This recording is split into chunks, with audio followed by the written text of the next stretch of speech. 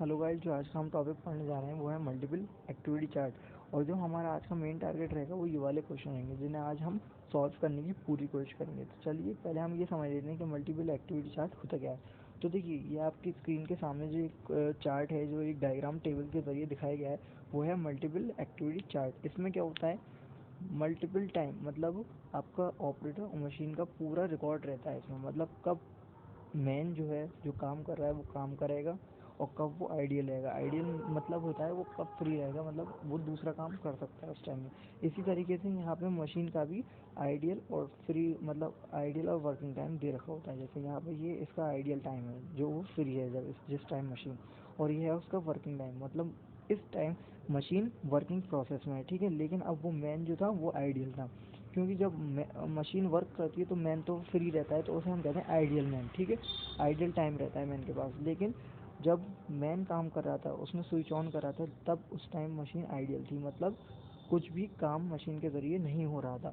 तो इसी चीज़ को हम उसके ज़रिए आगे बता देते हैं, मतलब ऑपरेटर ने कितना काम करा ये उसने टाइम लिया। ठीक है, इसी तरीके से मशीन यहाँ आइडियल थी तो 0 0 टाइम था उसका। लेकिन जब मशीन ने यहाँ कुछ वर्क करा, देखिए जैसे कि यहाँ पे है, ये मशीन ने कुछ वर्क करा तो उसका ये टाइम दे रखा है।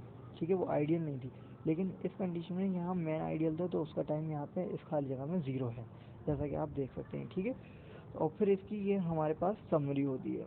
ठीक है, तो चलिए अब हम आगे बढ़ते हैं, उसकी कुछ और प्रॉब्लम समझते हैं। तो देखिए, ये फ़ायदा क्या होता है मल्टीपल मल्टीपल एक्टिविटी चार्ट से।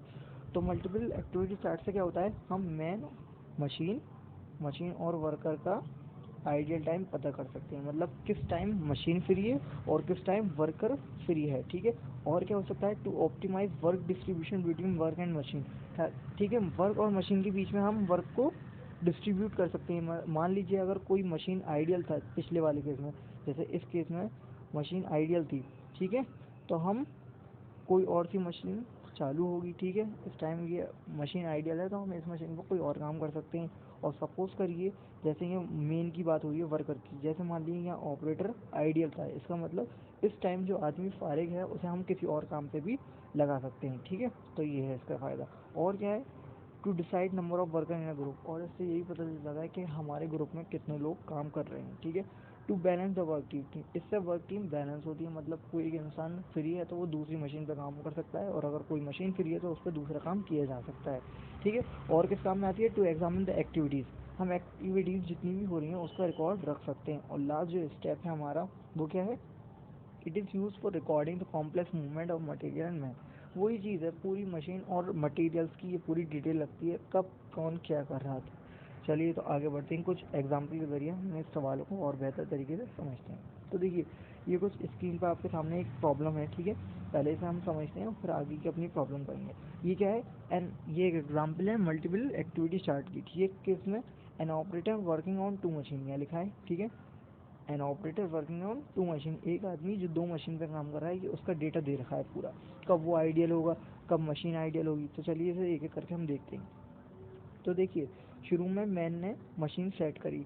ठीक है, मशीन फर्स्ट सेट करी पहली बार में, तो दूसरी मशीन आइडियल थी, मतलब जब एक इंसान किसी एक मशीन पर काम करेगा तो दूसरी मशीन तो रेस्ट पे होंगी, तो उसे हमने कह दिया वो आइडियल थी। ठीक है, फिर क्या हुआ, फिर उस आदमी ने दूसरी मशीन सेट करी, तो दूसरी मशीन तो अब सेट हो रही है और पहली वाली पे वर्किंग चल रही है। अब वो तो स्टार्ट हो गई तो वो काम करती रहेगी।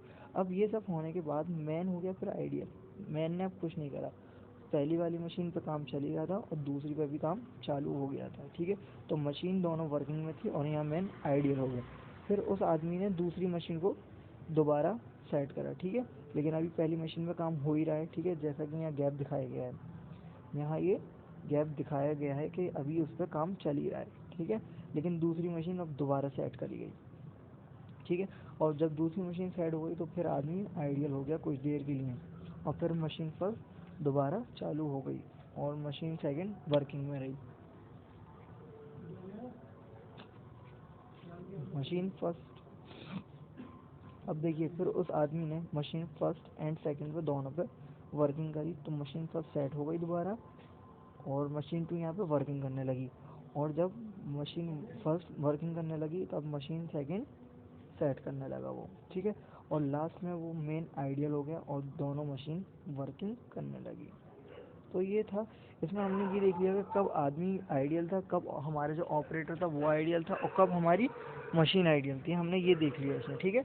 और ये जो चीज़ है यहाँ पे एक चीज़ बता रखी है इन्होंने, ये टाइम टोटल होता है। टोटल का मतलब जैसे यहाँ पे ये आदमी जो था ये आइडियल था, तो कितनी देर के लिए आइडियल था वो कुछ टाइम होगा, जैसे मान लिए सपोज कर लिए 2 मिनट्स यहाँ मैंने लिखा, ठीक है।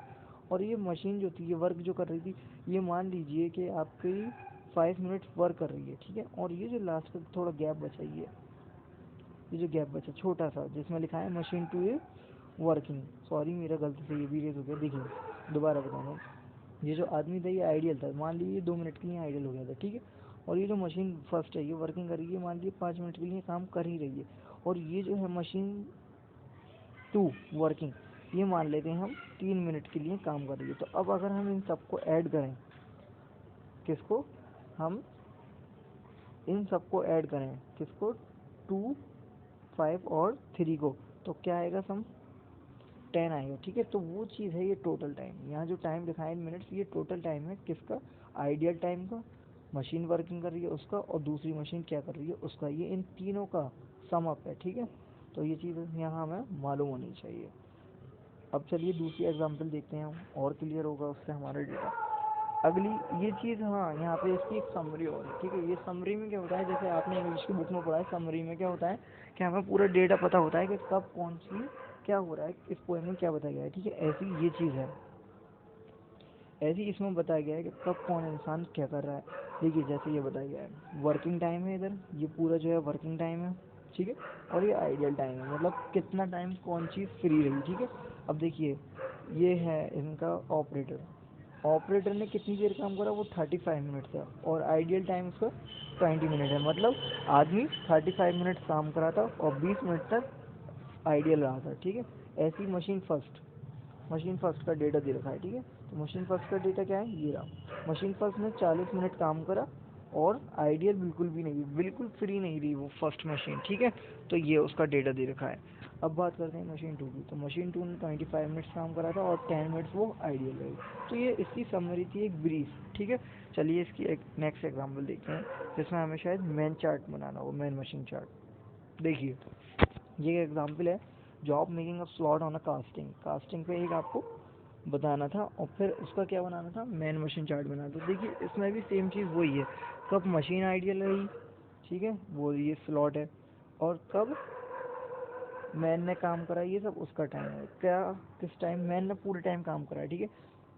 लेकिन मशीन यहाँ 3 में आइडियल रही और एक लास्ट में आइडियल रही, बाकी सबको मशीन पर काम हो रहा है। देखिए कास्टिंग स्लॉट हो रही है, ठीक है, और 2 जगह कास्टिंग स्लॉट हो रही है हमारी, यहाँ हो रही है, यहाँ हो रही है और यहाँ हो रही है, ठीक है। तो ये उसका डेटा दे रखा है, ये आप लोग जैसे मैंने अभी ऊपर के एग्जाम्पल समझी बिल्कुल ही उसी तरीके से। चलिए तो अब हम कुछ और देखते हैं, एक और चीज़ आ गई, ये जो मैन मशीन चार्ट था इसकी समरी अलग तरीके से निकलती है, ठीक है।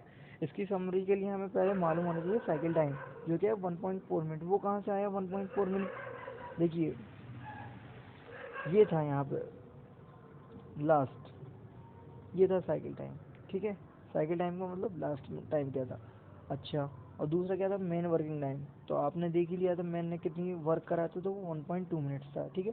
मैन आइडियल कितना रहा था, वो 0.2 मिनट्स था, ठीक है।